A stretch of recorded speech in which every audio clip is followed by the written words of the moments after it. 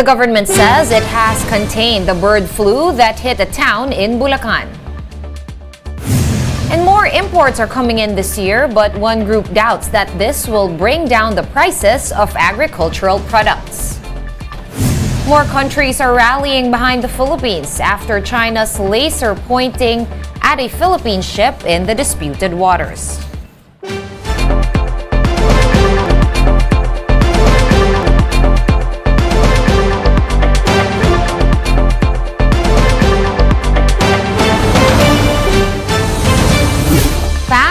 Focused and fearless. Here's a roundup of stories we're watching now.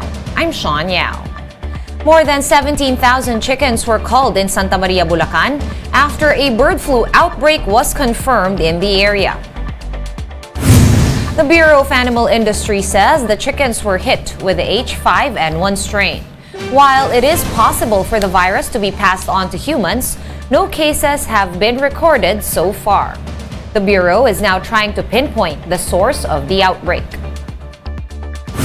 Period ngayon ng migration ng birds, so that could be a factor. Especially malapit din naman siya sa Pampanga, which is sinasabi natin yun talaga yung kung saan nandun ang mga migratory birds. Yes, you cannot rule out pa sa ngayon. The BAI assures that it has resolved bird flu outbreaks in 6 poultry farms around the country. It also notes that the country's egg and chicken supply is not affected by the recent outbreak. 17,000 lang heads ng and this hindi lahat sila talaga yung active na laying stage na kasi nag-range siya from 16 to 22 weeks old. Yes. So, at saka na-contain naman natin na yung infection. Walang significant effect. Napaka-insignificant niya based dun sa volume or sa number ng manok na tinamaan. So, it wouldn't cause much dent naman sa ating At saka ang mahalaga po talagang we contained na po the disease, yes. And one agriculture group says that the prices of sugar and rice have not gone down despite the proliferation of imports. Samahang Industriya ng Agrikultura or SINAG Chairman Rosendo Son noted that 3.7 million metric tons of rice were imported in 2022. However, the imports only served to increase supply and did not move prices. For sugar, the order to import 440,000 metric tons is just waiting for President Bongbong Marcos' signature. Ang laki ng in-increase, no? In spite of that, hindi bumaba yung presyo ng bigas natin. Yun ang sinasabi natin, no?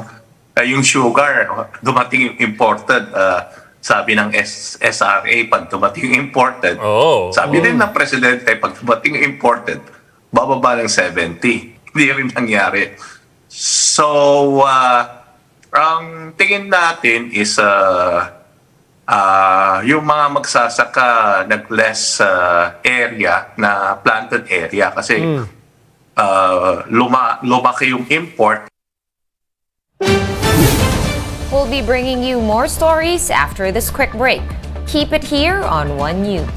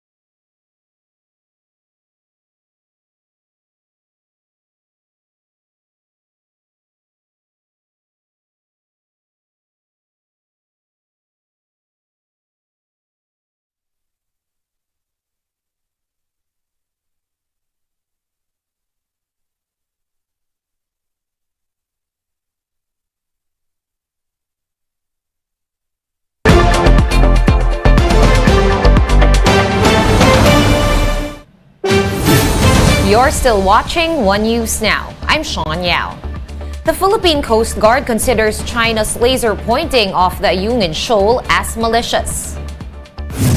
In an interview with the chiefs, PCG spokesperson and Rear Admiral Armand Balilo said that while the PCG does not consider the gesture as an armed attack, they believe that it was ill-intentioned and done to assert dominance in the West Philippine Sea. Parang lumalabas ngayon na talagang merong malis o merong intention na temporarily mamablind yung mga tao sa bridge, no? Para maapektuhan yung navigation. Parang isang sort of deterrent pagka meron silang gustong i-prevent katulad ng paglalayag ng barko. Kung ito isang weapon or taktika ng China Coast Guard para ayun nga ma-prevent kami dun sa aming gagawin but not necessarily destroying us. Pero hindi ko pa rin siya kina-consider na weapon. This is a clear flexing of muscles ng China Coast Guard dun sa area na i-prevent yung mga vessels dun sa mga teritoryong they are also claiming nasa kanila. Commodore Balilo added that the country's diplomatic protests against Beijing are likely falling on deaf ears. Still, the PCG is looking forward to a dialogue with its Chinese counterpart to ease tensions. Parang wala naman nga pong nangyayari. Alam po naman nating lahat yan, malinaw pa sa sikat ng araw. Pero ang sa amin nga ho ay katulad nung nag-usap si President Xi Jinping at Pangulong Marcos, meron silang instruction na yun nga, mag-usap yung mga people on the ground. Naghihintay lang kami sa Department of Foreign Affairs to give us the go signal para yung pong instruction ng dalawang Pangulo ay may sa katuparan, makaskade yung mga utos nila dito po sa people on the ground. Balilo likewise admitted that the Coast Guard's resources and assets are limited, making it difficult to protect Filipino fishermen in the West Philippine Sea. We show them our presence at sometimes meron tayong in-escortan. But ang laki ng West Philippine Sea, not all the times na poprotektahan natin yung mga fishermen. Hindi lahat po na bibigyan natin ng assistance. Talaga pong risky ang coast guarding, lalo na po pagdating sa maritime patrol operations. May mga radio challenges, may shadowing, at ngayon may laser pointing pa ho. Four countries have expressed support for the Philippines after China's recent aggression in the West Philippine Sea. Australian Ambassador He Kyung-yu called China's action unsafe and intimidating. Yu reiterated Australia's call for peace and respect for international law in the disputed waters. For his part, Japanese Ambassador to Manila Kazuhiko Koshikawa said that they are concerned over the Chinese Coast Guard's dangerous behavior against Philippine vessels.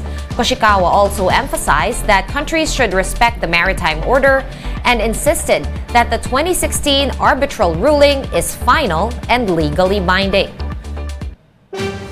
Canadian Ambassador to the Philippines, David Hartman, echoes this, saying that China's actions were coercive and disrupted lawful operations of the Philippine vessel. Let's now take a quick look at today's other top stories. The Philippine stock market rebounded slightly after dipping for two straight trading days, closing at just over 6,800 points. A markets analyst says the PSE index's lackluster performance in the past few days is on the back of inflation data from the U.S. coming in high. The Education Department has changed one word in the Panatang Makabayan. The national pledge will now use the word nananalangin instead of the previous nagdarasal. This is to make the Panatang Makabayan more inclusive to Muslims. And Burnham Lake in Baguio City has undergone a makeover, and the man-made lake's water is now blue. The blooming project was made possible by the application of an organic algicide, a substance frequently used in aquariums. For more updates, visit News 5, The Philippine Star, and Business World online. Visit our website, onenews.ph, for more in-depth analysis. You can also catch One News on Signal Play. Register for a free account at www.signalplay.com and stream One News Live anytime, anywhere. I am Sean Yao. We are One News. All sides, all the time.